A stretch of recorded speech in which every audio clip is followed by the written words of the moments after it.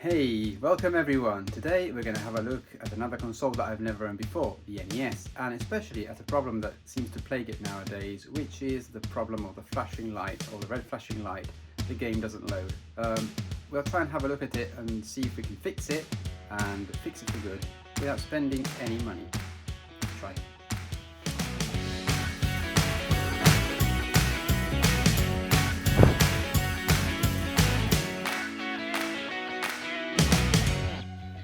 Here's the NES. It's in overall good looking shape, though it's a bit grubby.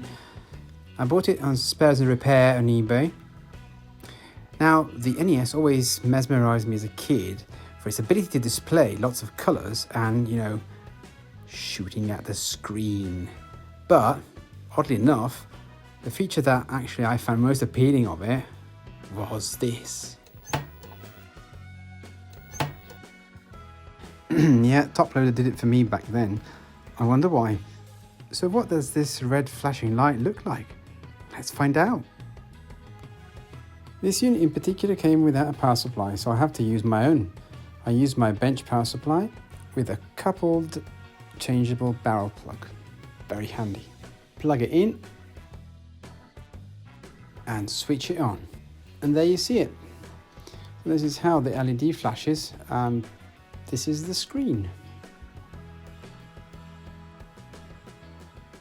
As most cartridge-based console problems of the 80s and the 90s, the issue was quickly resolved, usually by blowing or cleaning the contact of the cartridge or the cartridge slot. So let's do just that and see if we can fix it.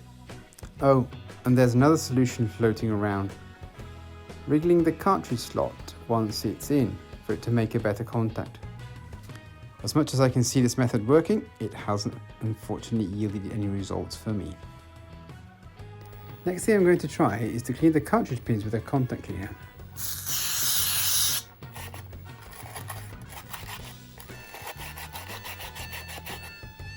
But even this doesn't seem to work. Okay, so none of this has worked up to now. Let's open it up and clean it. Let's remove the 6 outer screws.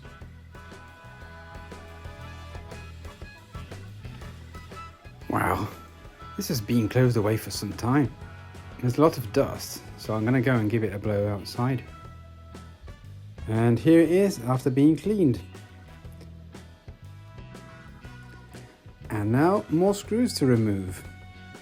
The NES has a lot of screws. Here's a quick view of the beloved cartridge slot. Now let's clean it with some isopropylene alcohol.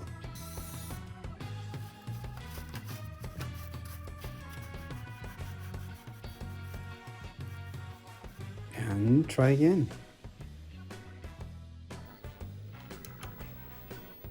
Nope. Let's try and remove the cartridge caddy so we can access the socket better.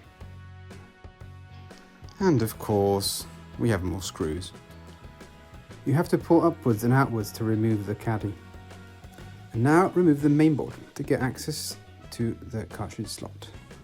To unplug the connector, you can just slide the RF shield down. But it's easier if you remove a couple of connectors, specifically the controller port and the power port. I'm quite happy to take only just this one off and then remove the cartridge slot. And then clean it thoroughly with an anti-static brush and some rubbing alcohol first, and then with a credit card and a cloth. Looks clean. And pop the connector back on to try again.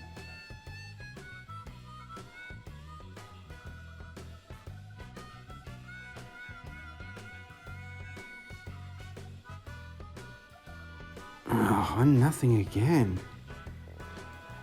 Just to make sure, I took some voltage readings on every chip and the voltage regulator, and I felt the main IC to see if any of them were cold.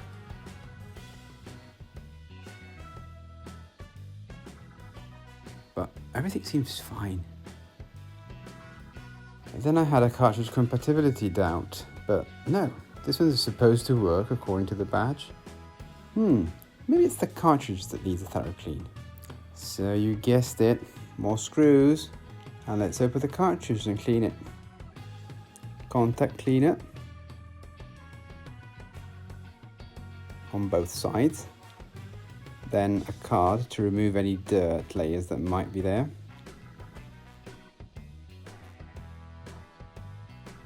And then a rubber to make sure I get it absolutely free of any dirt or grime. To top it up, another brush with contact cleaner before I close it back up again and try it.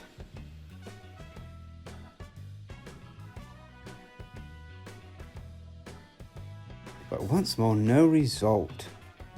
Well, I'm losing a little bit of faith here. I've tried so many things and nothing seems to work. I still got a couple of things I can try that are a bit unorthodox. First stop, a bath of boiling water.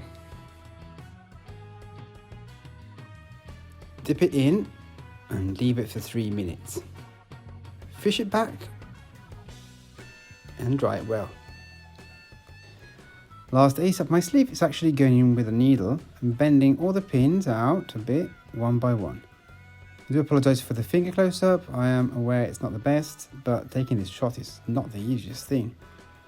I hope you get the idea anyways.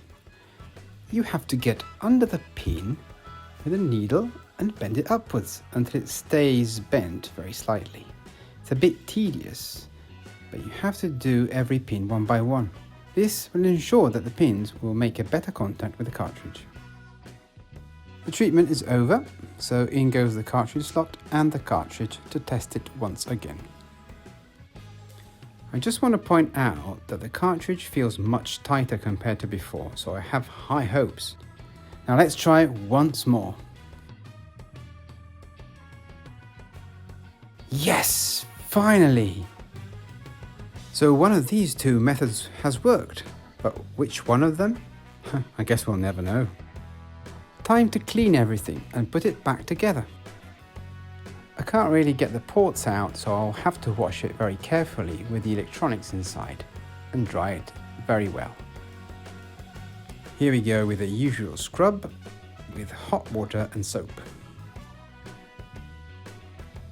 Well, this NES doesn't seem yellowed at all, so no retro brighting for it. Now for the inside, I have to be very careful. I also want to get rid of this leftover sticker afterwards.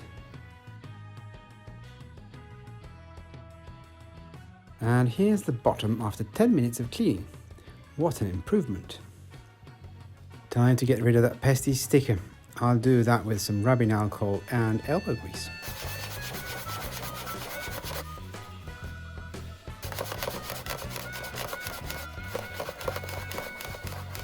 And that's done it. Time to finally close the NES back up again, even if that means I have to face all those screws again. I'll speed this up a little bit.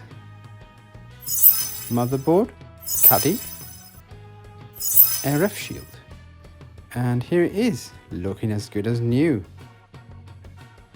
All the dirt in and out is gone.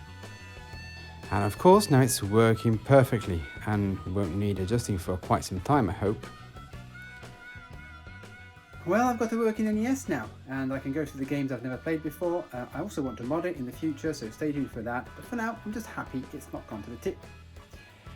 Well, if you've enjoyed this episode, please like it. If you've loved it, please subscribe. Until next time, keep well, stay safe.